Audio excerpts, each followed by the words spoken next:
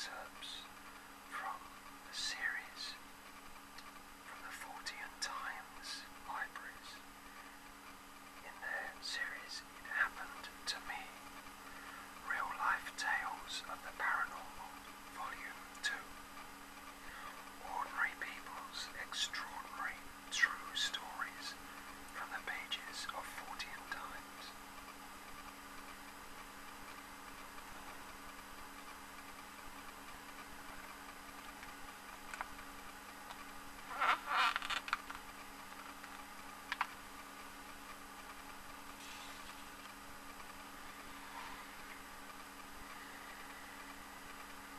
From other dimensions. Eerie house calls. In 1962, I stayed for several months in one of the narrow Georgian houses on Bathwick Hill, on the outskirts of Bath. My husband, my daughter, and two rather noisy dachshunds were also in the house, but nevertheless I often felt uneasy. One cold November morning, soon after Guy Fawkes night, my dog, Rudy, suffered a virulent stomach upset. His companion, Lise, was unaffected, but Rudy grew noticeably worse, and I obtained the number of the nearest vet from directory inquiries. The vet's receptionist told me that a number of dogs in the area were being affected by some form of epidemic, but though every surgery was jammed, she thought it might be possible to arrange a visit. It was 7:30 and very misty when the vet arrived. An extraordinarily pale young man, tall, slightly built, and somewhat taciturn, indeed curt to the point of rudeness. He placed Rudy on the table in the basement kitchen, and the dog stopped whimpering almost immediately. After a minute or two, the vet lifted him down and, taking a small box from his bag, broke his silence to tell me that the tablets it contained were to be taken every 4 hours. He said that the dog had developed a particularly nasty form of gastric upset, and for 48 hours he must be given no solid food.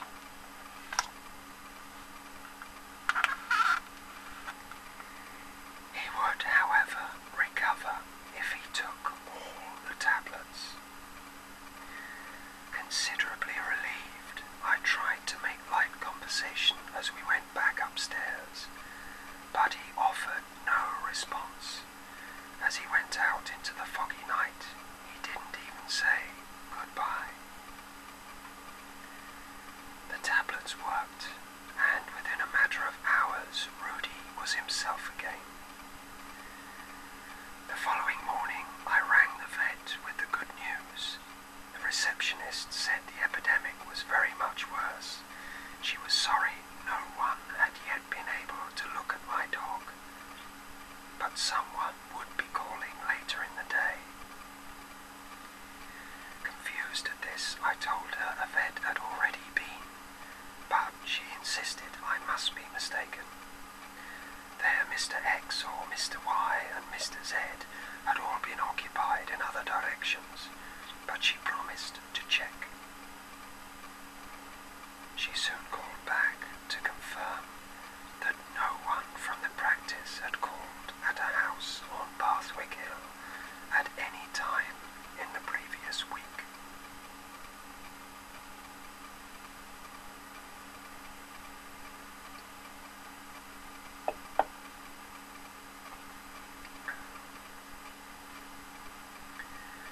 I contacted directory inquiries and by luck reached the same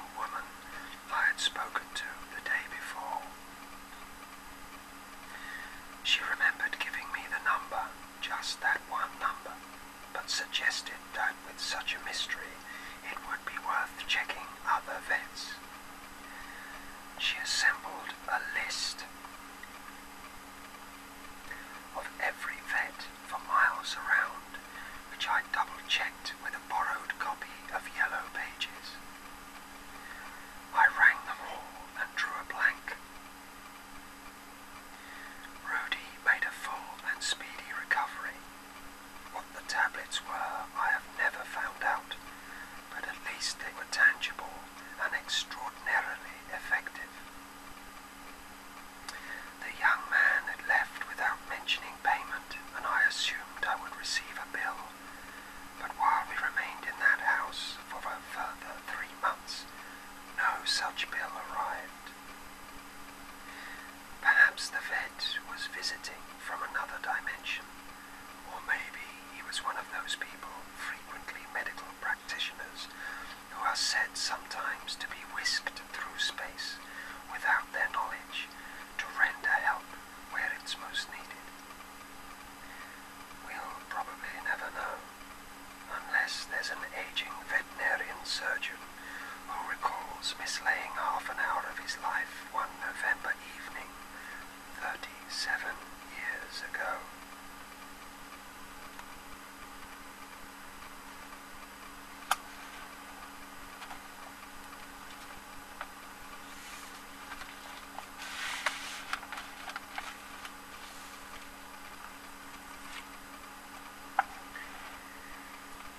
Homes from Hell. Down in the basement. On the 8th of June 1979, I received my medical discharge from the British Army and went to Edinburgh, where 3 friends had just completed their studies at Napier College and invited me to share their flat until I could find a place of my own. As I walked down Regent Terrace, the Georgian buildings and old cobbled streets with the characteristic gas lamps perched on the black wrought iron railings almost made me forget that I was living in the 20th century. Doogie Burton met me at number 25A, a dingy basement flat. There were bars on all the windows, rising damp on the walls, and creaky floorboards. Although the sun was blazing down outside, there was a definite air of gloom in the place, and I was struck by the cold atmosphere. The living room was not so badly affected as the kitchen, which was very chilly indeed.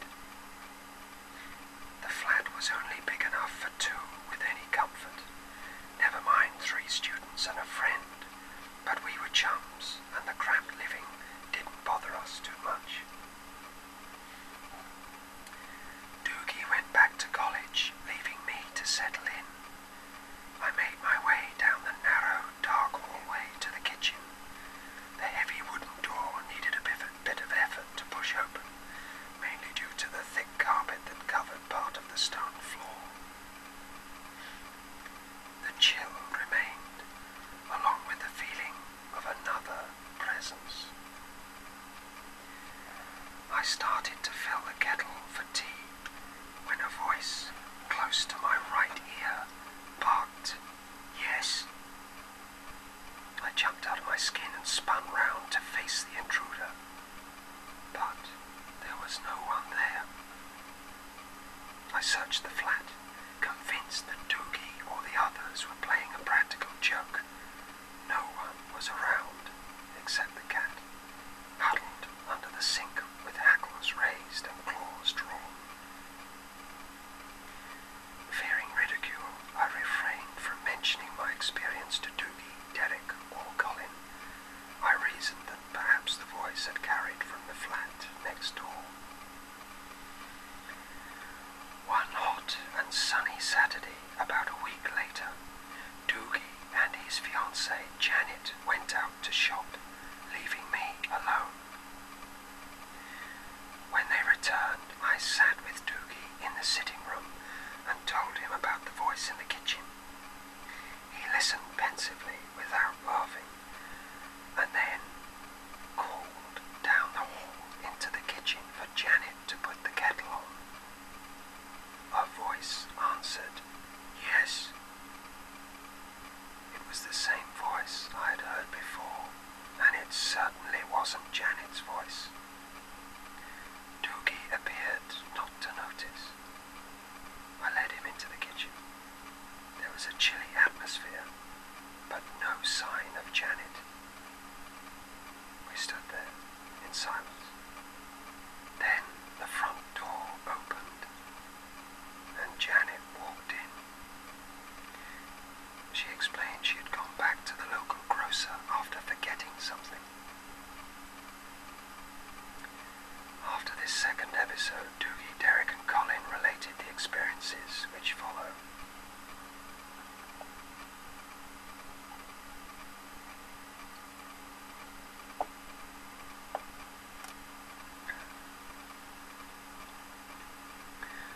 The lads moved into the flat in March 1979. Strange noises started to keep them awake at night. The most common sound was of a baby crying. The sound would reverberate through the entire flat, growing louder and then suddenly stopping. Sometimes the sound of a laboured breathing would appear to follow one of them around the flat, particularly in the small hours on the way to the toilet. One night I heard this breathing sound move around our bedroom while the others were asleep. Objects including watches and rings would vanish, reappearing in very odd places. Colin Cree placed his watch on his bedside table one morning before dressing. Reaching down, he found it had gone. He searched under the table and the bed without result. No one else was in the flat at the time. 2 days later, the watch was found in the biscuit tin which was kept in the pantry. Soon, all 3 young men were sleeping in the same room, fearful of the unknown presence.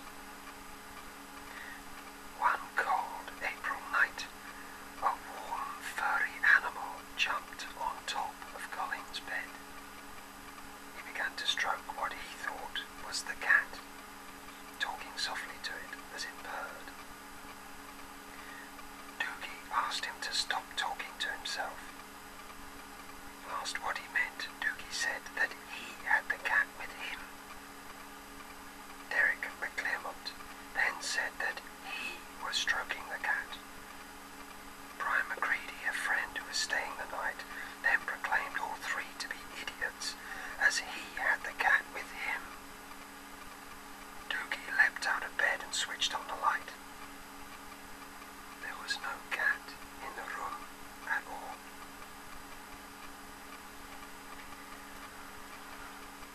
One July night, I felt a heavy, furry object jump onto my bed, curl up behind my head, and breathe heavily down my neck. On turning to shoo away what I thought was the cat, I found nothing. I thought the place might be infested with rats, but none could be found. The following Sunday, Colin awoke just before 5 a.m., tried to turn over and found himself unable to move. He was paralyzed. The bed began to vibrate very rapidly, building up to a violent peak. He was sweating and couldn't cry for help. Something heavy and furry jumped on the bed and began to crawl up and down, its hot breath stifling his nostrils. Suddenly, the bed went still, and the furry thing was gone, and Colin stumbled out of bed in total panic.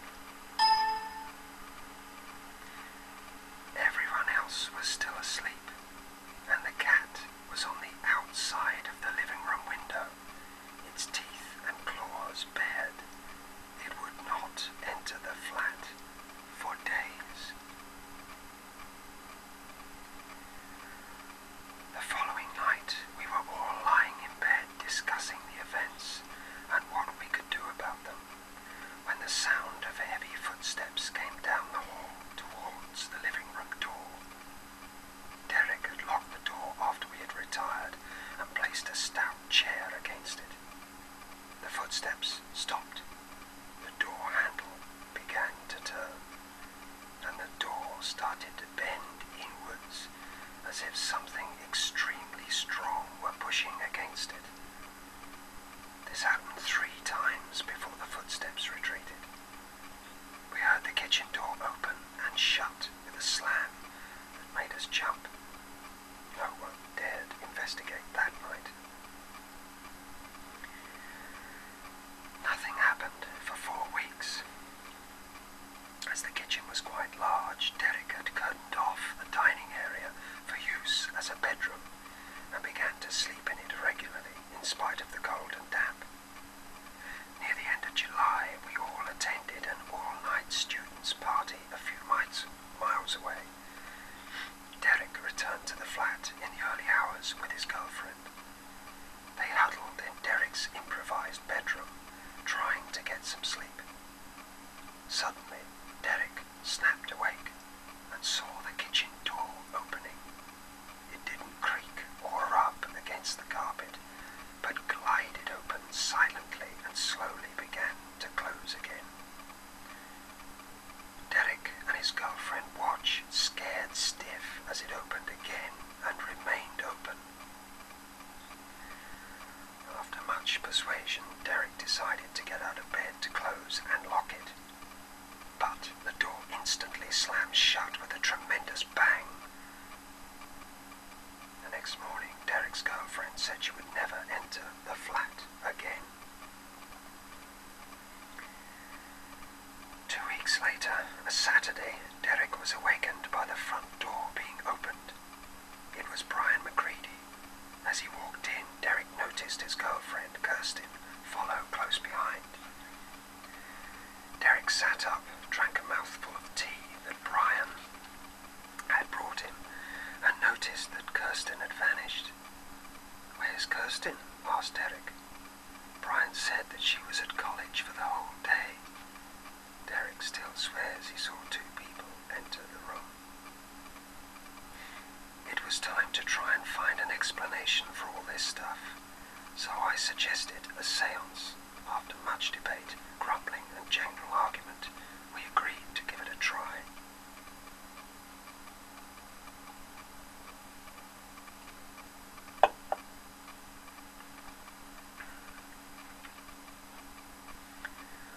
On the 25th of July 1979, at 10:30 a.m., Douglas Burton, Colin Cree, Derek McClement, Brian McCready and I were gathered round the heavy wooden table in the kitchen.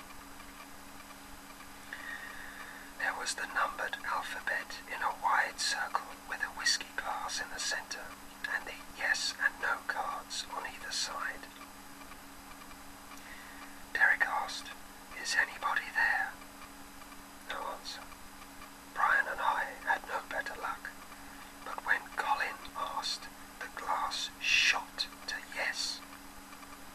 As we began to ask questions in turn, only Colin would get an answer. The spirit claimed to be a French trader called John. He died of an illness in the building, and his spirit couldn't leave. We couldn't get any more information, only that he was unhappy and wanted to find peace.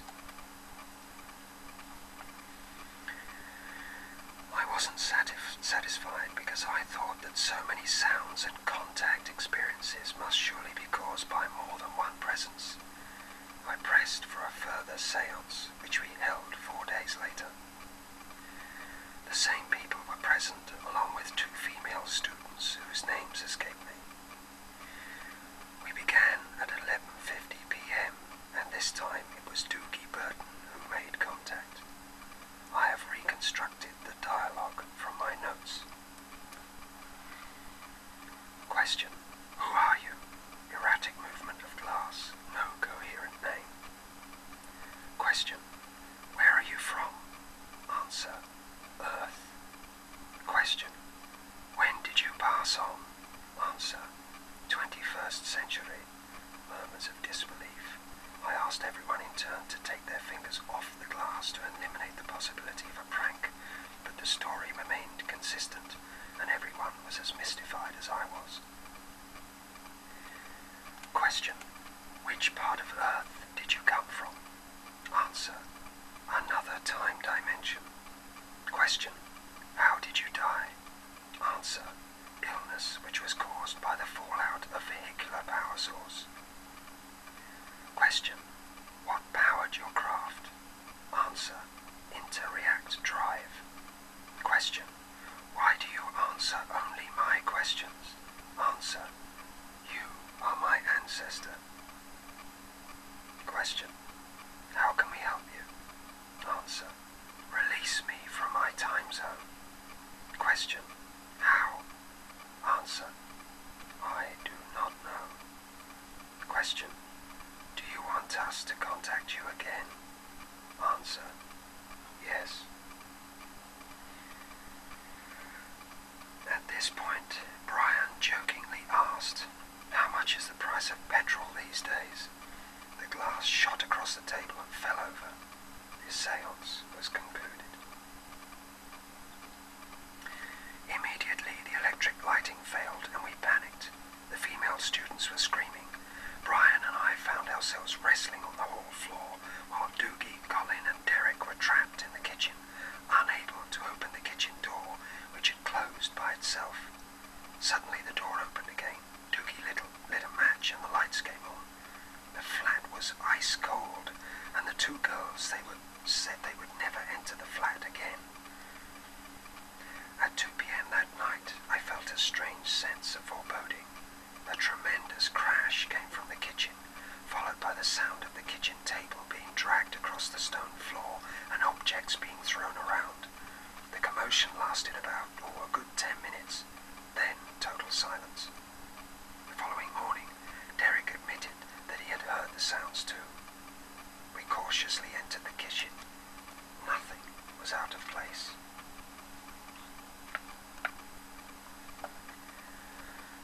Colin packed his things and left, followed shortly after by Derek. Then Doogie moved out to share a flat with Janet, and I wasn't going to live there alone. However, my curiosity got the better of me, and I arranged to share a room with a young hotel chef at the very top of the house. For a week or two, things were quiet, except for footsteps ascending the winding staircase. It was 2:30 a.m. on the 14th of August. I had returned to the house after a night out with friends in a sober condition. As I felt my way through the dark hall to the foot of the stairs, the feeling of dread returned. As I reached out to switch on the stair light, a cold, furry thing grasped my wrist.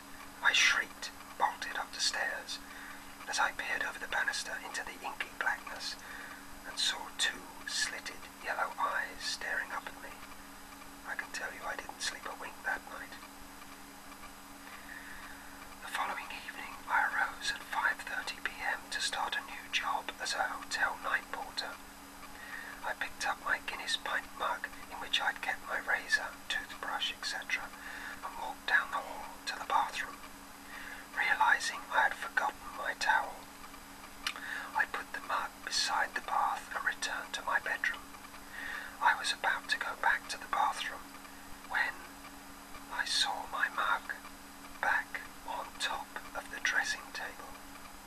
I distinctly remember putting it by the bath, and I certainly didn't take it back to the bedroom. 2 weeks later, I spent another sleepless day when the cupboard door kept unlocking itself and creaking open. I had had enough and decided to leave the following